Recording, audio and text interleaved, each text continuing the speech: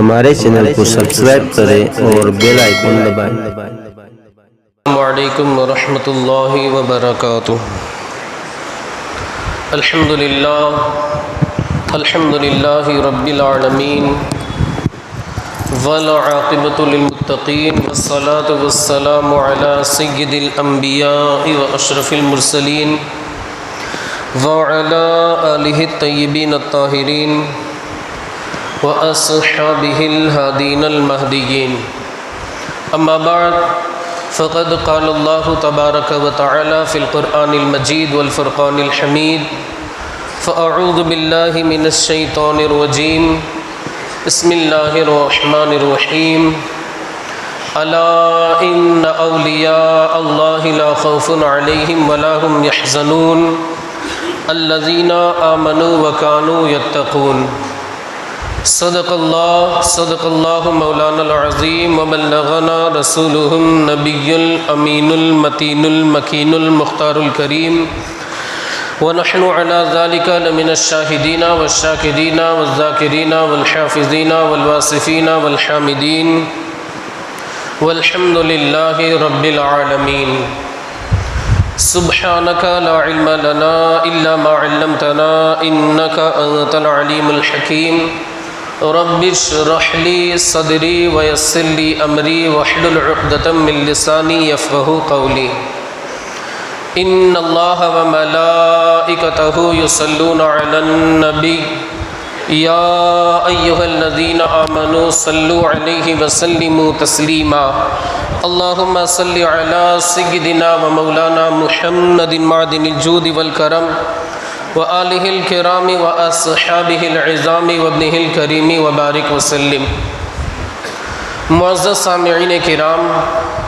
خطبہ مسنونہ کے بعد میں نے جس آیت مقدسہ کی تلاوت کی ہے، اللہ وحدہ لا شریک قرآن مقدس میں اپنے اولیاء کی، اپنے نیک بندوں کی، اپنے محبوبوں کی، اللہ والوں کی، اللہ کے مقرب بندوں کی، اللہ کے برگزیدہ بندوں کی شان بیان کرتے ہوئے رب قدیر جل جلالہ ارشاد فرماتا ہے، الا خبردار. کہا جاتا ہے کہ may I have your attention please، train number etc جو بھی کہا جاتا ہے اسٹیشن وغیرہ پہ آپ نے سنا ہوگا may I have your attention please، train number فلاں فلاں جو بھی ہے وہ لاسٹ تک اعلان کیا جائے. لاسٹ میں کہا جاتا ہے passenger are requested to take their seats. اس طریقے سے کہا جاتا ہے کہ بھائی جو ہمارے پیسنجر ہیں ان سے گزارش کی جاتی ہے کہ اپنی اپنی سیٹ لے لیں، اپنا اپنا استھان گرہن کریں. تو شروع میں جو جملہ استعمال کیا جاتا ہے may I have your attention please، میں آپ کی توجہ چاہتا ہوں، یا اگر لیڈیز ہے تو چاہتی ہوں، جو بھی ہے اس کا ٹرانسلیشن آپ کریں گے اس اعتبار سے ہوگا.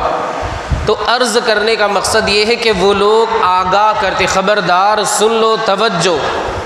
بلا تشبیہ و تمثیل، بلا شبہ بلا تشبیہ و تمثیل، کمپیرنگ نہیں کہی جا سکتی، مثال وغیرہ کے لیے، بس سمجھانے کے لیے، تقریب فہم کے لیے. اللہ وحدہ لا شریک نے قرآن مقدس میں فرمایا، الا خبردار سن لو، توجہ رکھو، خبردار سن لو، توجہ رکھو، ان اولیاء اللہ، اللہ کے جو اولیاء ہیں،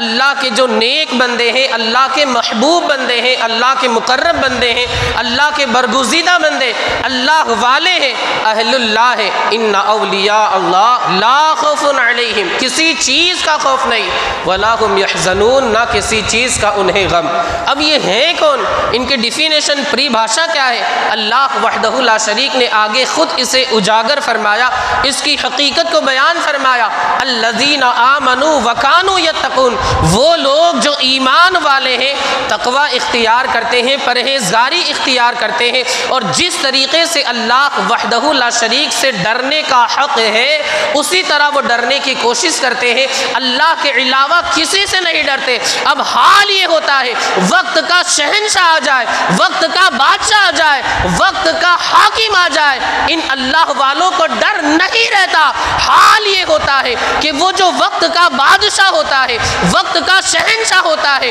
وہ اپنے سر کا تاج ان اللہ والوں کے قدموں میں رکھتا ہوا نظر آتا ہے. یہ اور بات ہے کہ خاموش کھڑے رہتے ہیں، پر جو لوگ بڑے ہیں بڑے ہی رہتے ہیں. ایسے درویشوں سے جڑتا ہے ان کا شجرہ جن کی ٹھوکر میں کئی تاج پڑے رہتے ہیں. یہ اللہ والوں کی شان ہوتی ہے. انہی اللہ والوں میں ایک اللہ کے نیک بندے، ایک اللہ وحدہ لا شریک کے برگزیدہ بندے، ایک اللہ وحدہ لا شریک کے بارگاہ کے قریبی بندے،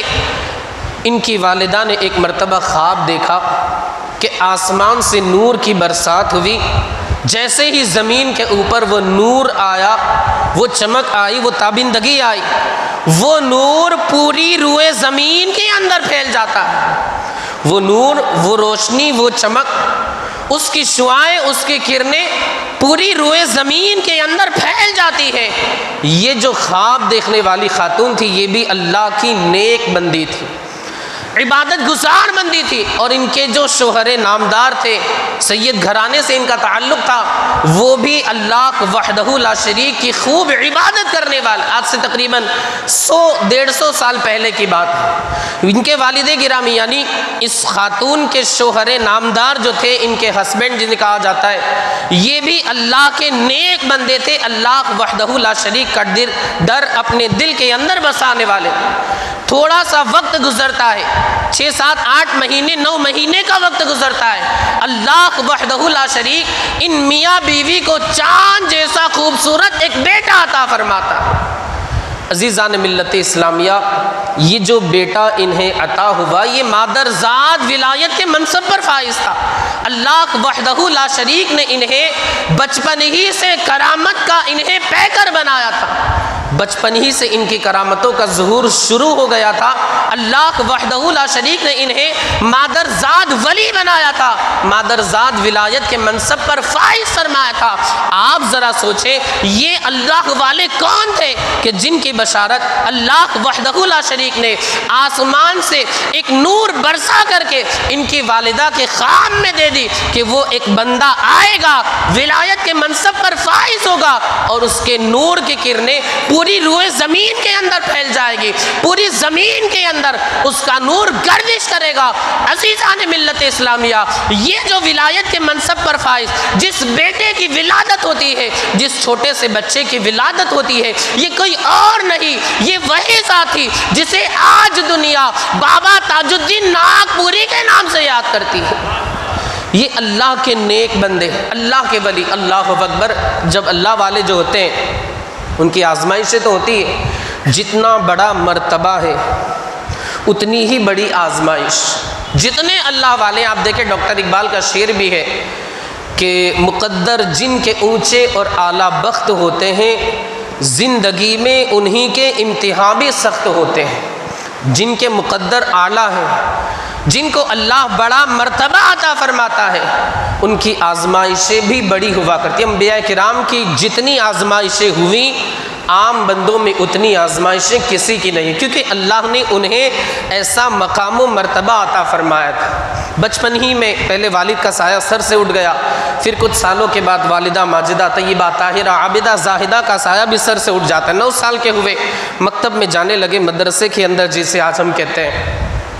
مدرسے میں پڑھ رہے تھے کہ ایک مجذوب اللہ والے آئے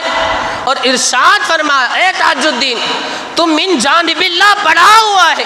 اللہ وحدہ لا شریک سے کی جانب سے تجھے پڑھا کر کے بھیجا گیا ہے، تجھے کسی استاذ کے پاس پڑھنے کی ضرورت نہیں ہے، اس لیے کہ تیری تعلیم خود رب العالمین نے فرمائی ہے، تجھے کسی اور نے نہیں، خدائے وحدہ لا شریک نے پڑھایا ہے۔ بڑے ہو جاتے، ظاہر سی بات ہے، اللہ وحدہ لا شریک نے انہیں ولایت کا پیکر بنایا تھا، کرامت کا پیکر بنایا تھا، ولایت کے منصب پر فائز فرمایا تھا۔ آپ کے در پر جو بھی آتا وہ خالی ہاتھ واپس نہیں جاتا، خالی دامن کو لے کر کے واپس نہیں جاتا، اس کا دامن دعا قبول، الفاظ مکمل ہونے سے پہلے ہی آپ اس کے دامن کو بھر دیا کرتے۔ ایک مرتبہ ایک آیا سوالی کہنے لگا کہ میرے پاس یہ ڈبہ تو ہے مگر اس میں کھانا نہیں، آپ کرم فرما دے، کچھ نواز دے۔ بابا تاج الدین ناگپوری فرماتے تمہیں شاید غلط فہمی ہے۔ کہا کیوں؟ بابا تاج الدین ناگپوری نے فرمایا کہ تمہارا ڈبہ ذرا چیک کرو، اس میں کھانا تو بھرا ہوا ہے۔ وہ جو آنے والا تھا، منگتا تھا، سوالی تھا، سوال کرنے والا تھا، التجا کرنے والا تھا، اس نے جو ہی اپنے کھانے کے برتن کو کھولا، وہ پورا برتن کھانے سے لبالب بھرا ہوا تھا۔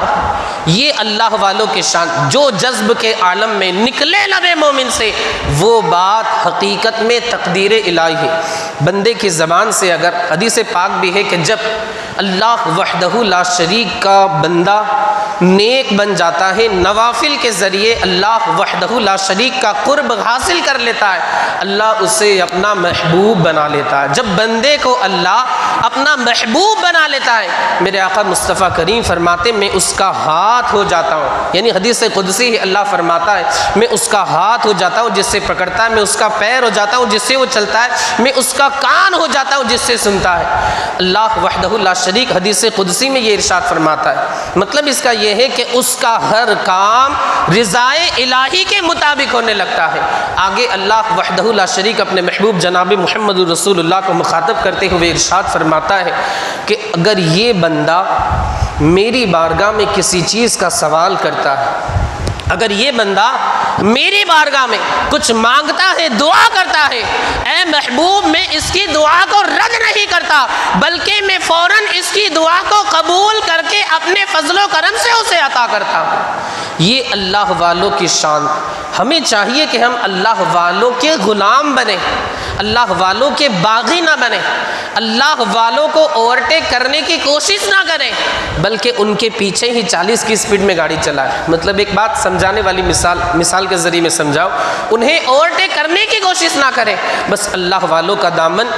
غلامی کی زندگی بسر کرتے ہو، اللہ والوں کی غلامی، خبردار کسی عام انسان کی غلامی نہیں۔ غلامی اگر کرنی ہے غوث اعظم کی غلامی کرے، غلامی اگر کرنی ہے غریب نواز کی غلامی کرے۔ ان اللہ والوں کا دامن عقیدت کے ساتھ، محبت کے ساتھ، الفت کے ساتھ، احترام کے ساتھ، انسیت کے ساتھ، محبت کے جذبے کو اپنے دل میں بساتے ہوئے ان اللہ والوں کا دامن تھامے، انشاءاللہ العزیز ان اولیاء کی محبت تمہیں دنیا میں بھی کام آئے گی، آخرت میں بھی تمہیں کامیاب بنا دے گی۔ یہی بابا تاج الدین اللہ اکبر ایک مرتبہ ایک سونار، جسے ہم گولڈ مش کہتے ہیں انگریزی کے اندر، سونے وغیرہ کا کام کرنے والا، اور دکانیں بھی وہاں بھاگل وغیرہ میں آپ جانتے ہوں کہ جیلری کی دکانیں رہتی ہیں۔ ایک سونار کے یہاں آپ گئے، گولڈ مش کے یہاں، اور فرمایا فوراً اپنا سامان لے کر باہر نکل۔ اب وہ تھوڑا سا تعجب میں کہ اچانک کیا ہو گیا، خیر اللہ والوں کا حکم تھا، فوراً اپنا سامان لے کر کے باہر چلے جا۔ یہ اللہ والے ہیں، ان کی نگاہیں، ہم تو بس صرف یہاں سامنے دیکھتے ہیں، نور روشن نظر آ رہی ہے، عارفیہ نظر آ رہی ہے، نورانی تھوڑی سی نظر آ رہی ہے، پاور ہاؤس نظر آ رہا ہے، اور ہمارے بھائی جو ہے وہ آرام سے آ رہے، وہ نظر آ رہا ہے، بس اتنا نظر آتا ہے، اس کے علاوہ اور کچھ نظر نہیں آتا۔ مگر اللہ والوں کی شان یہ ہوتی ہے، اللہ والوں کی حالت یہ ہوتی ہے، اللہ والوں کا حال یہ ہوتا ہے کہ اگر ان کی آنکھیں کھلی ہوئی ہے، ان کی نگاہیں، دل کی نگاہیں، اگر آنکھ کھلی ہوئی ہے، دل کی نگاہیں کہیں اور نہیں لوہے محفوظ کا دیکھا کرتی ہے۔ یہ اللہ والوں کی شان۔ ملا محب اللہ کر کے ایک بزرگ گزرے، بلکہ اورنگزیب عالمگیر علیہ الرحمہ، ان کی بارگاہ میں ایک عالم دین حافظ قرآن موجود تھے، وہ تراویح پڑھا رہے تھے۔ اب پیچھے سے اورنگزیب عالمگیر علیہ الرحمہ نے لقمہ دیا۔ اب یہ جو ملا محب اللہ بہاری تھے، انہوں نے لقمہ نہیں لیا، پڑھتے رہے، دوسری مرتبہ لقمہ، تیسری مرتبہ لقمہ، چوتھی مرتبہ لقمہ، مگر انہوں نے لقمہ نہیں لیا۔ تراویح ختم کی، قرآن مقدس اٹھایا، جو ملا محب اللہ پڑھ رہے تھے اسی کے مطابق تھا، اور اورنگزیب عالمگیر علیہ الرحمہ جو پڑھ رہے تھے اس کے مطابق نہیں تھا۔ یعنی ظاہری اعتبار سے اگر دیکھا جائے تو اورنگزیب عالمگیر علیہ الرحمہ کا لقمہ جو قرآن میں لکھا ہوا تھا اس کے مطابق نہیں تھا۔ تھوڑا سا ٹینشن ہوا اب آپ حضرات کو بھی کہ یار اورنگزیب عالمگیر علیہ الرحمہ اللہ کے ولی ولایت کے منصب پر فائز، اللہ اکبر۔ اب اورنگزیب عالمگیر علیہ الرحمہ نے فرمایا اچھا یہ بات ہے، آپ کے پاس جو نسخہ ہے اس میں یہ لکھا ہوا ہے، میرے لقمے کے خلاف لکھا ہوا ہے، مطلب آپ صحیح پڑھ رہے تھے۔ اسی وقت اورنگزیب عالمگیر علیہ الرحمہ نے اپنا تاج اٹھا کر کے ملا محب اللہ بہاری کے سر پر رکھ دیا، ارشاد فرمایا اب لوہے محفوظ میں دے، اب بتا تو جو پڑھ رہا تھا وہ صحیح لکھا ہوا تھا یا اورنگزیب بتا رہا تھا وہ صحیح لکھا ہوا ہے؟ جیسے ہی لوح محفوظ میں دیکھا انہوں نے، واقعی انہیں یقین ہو گیا کہ میں جو پڑھ رہا تھا وہ غلط تھا، صحیح وہی تھا جو اللہ کے ولی اورنگزیب عالمگیر علیہ الرحمہ بتا رہے تھے۔ یعنی جو قرآن کا نسخہ تھا، ہو سکتا ہے پرنٹنگ کی غلطی ہو، چھپائی کی غلطی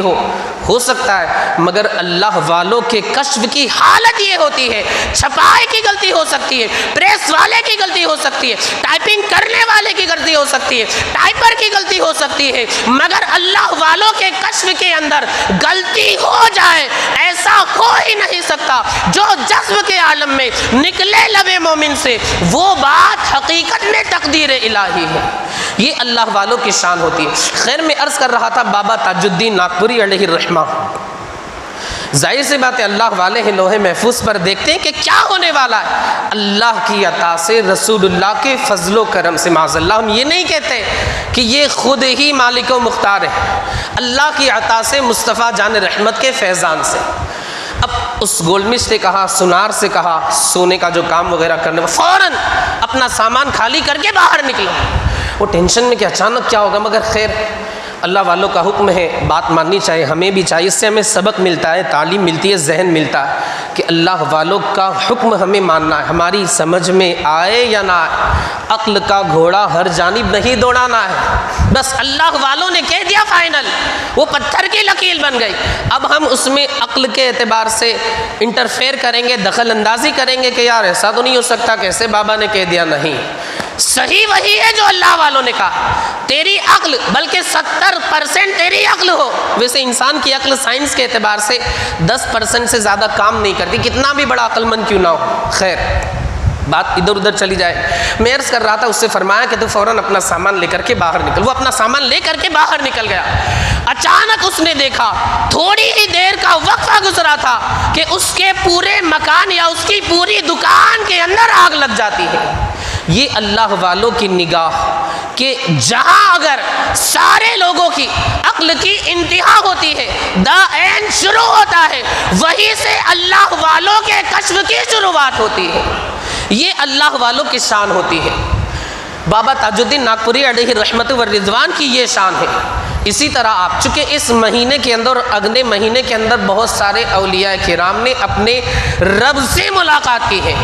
سید شاہ میرا داتار علیہ رحمت و رضوان، کسی کو کتنا بھی بڑا آصف کیوں نہ ہو، کہا جاتا ہے جنات نے گھر کر لیا ہے، سالوں سے اس کے آنگ میں ہے، اس کے بدن کے اندر ہے۔ ارے آپ میرا داتار چلے جائے انشاءاللہ العزیز، اللہ وحدہ لا شریک نے چاہا کتنے ہی سال کا جنات کیوں نہ ہو، خبیث کیوں نہ ہو، بدروح کیوں نہ ہو، میرا علی داتار کی کرامت سے 1 مہینے کے اندر یا اللہ نے چاہا تو پلک جھپکنے کے اندر وہ جنات اپنے خاندان کو لے کر وہاں سے روانہ ہو جائے۔ عقیدت کے ساتھ آپ جائیں، یہ اللہ والے ہیں، اللہ نے انہیں نوازا ہے۔ ایک شخص کا بیان ہے، 3 سال سے میں پریشان تھا، جیسے ہی میں جاتا کام کے لیے تو میرا دل ہی نہیں کرتا، دھندا بند، اور کس طرح کماؤں، میرا گزارا کس طرح ہو، گھر والے بھی پریشان، اور کسی نے بالکل جادو کے اندر مجھے جکڑ کر کے رکھ دیا۔ خیر میں گیا میرا علی داتار کی بارگاہ میں، گیسٹ ہاؤس میں رکا، اور اچانک رات میں آنکھ کھلی، وہی بے چینی، کیونکہ ظاہر سی بات ہے جادو کا اثر تھا، بے چینی تھی اور کچھ سمجھ ہی میں نہیں آتا، ایسا لگتا کسی نے ہاتھ اور پیر کو باندھ دیا ہے، رسی سے جکڑ دیا ہے، چین لگا کر کے باندھ دیا ہے۔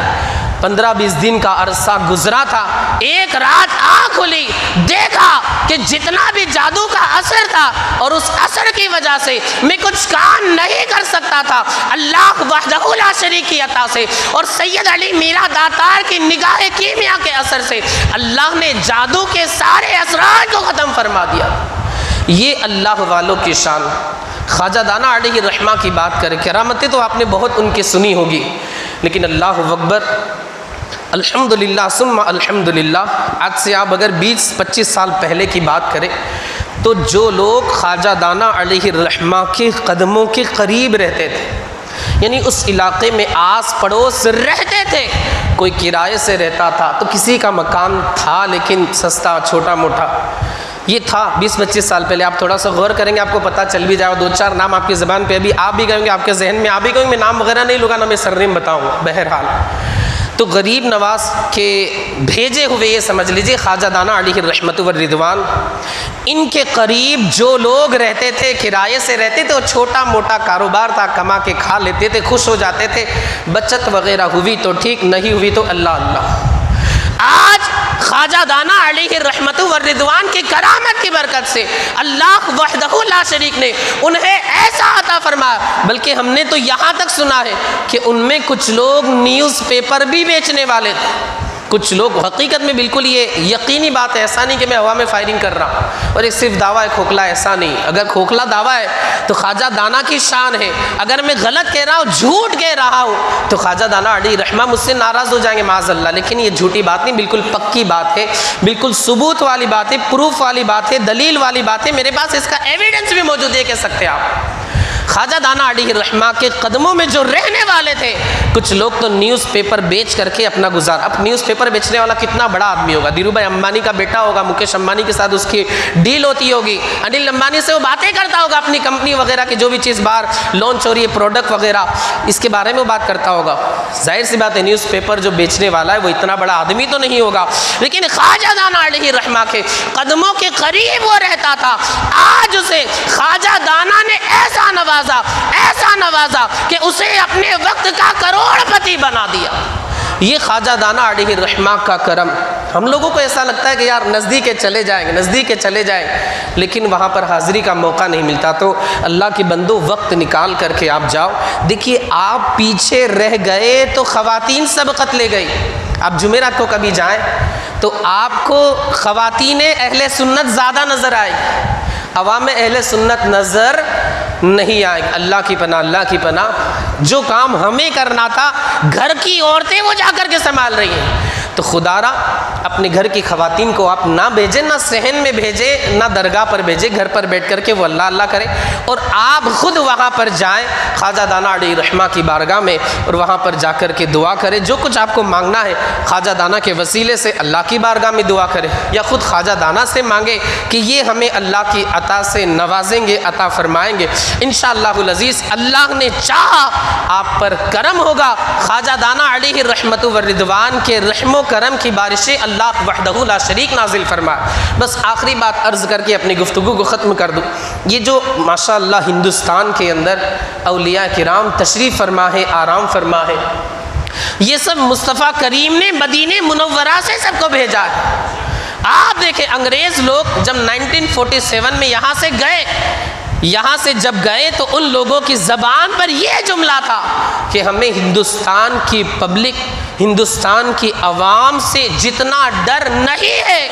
اتنا ڈر ہمیں یہاں پر اللہ کے اولیاء جو مزارات کے اندر آرام فرمائے اتنا ڈر ہے، یعنی ہمیں پبلک سے جتنا ڈر نہیں ہے اتنا ڈر ہمیں اللہ والوں سے ہے۔ سبحان اللہ۔ آپ دیکھیں کہ ہندوستان کی سرزمین میں جگہ جگہ اللہ وحدہ لا شریک کے نیک بندے آرام فرما ہے، اور ان سارے نیک بندوں کے ہندوستان کی جو حکومت ہے وہ سمجھ لیجئے کہ عارضی حکومت ہوتی ہے، حقیقت میں حکومت اللہ والوں کی ہوتی ہے، اور ان سب اللہ والے جو ہندوستان کے اندر تشریف فرما ہے، ان سارے کے سارے جو بڑے ہیں انہیں ہم شہنشاہ ہندوستان کہتے ہیں، ہند الولی کہتے ہیں۔ کہا جاتا ہے کرسی پر کوئی بھی بیٹھے، راجہ تو میرا خواجہ، غریب نواز کی جانب سے انہیں ولایتیں ملتی ہے۔ مصطفیٰ جان رحمت صلی اللہ علیہ وآلہ وسلم مدینہ منورہ سے ان اولیاء کرام کو بھیج رہے ہیں۔ بس اس شعر پر اپنی گفتگو کو ختم کر دوں، حضور تاج الشریعہ فرماتے ہیں یہاں بھی ان کی چلتی ہے،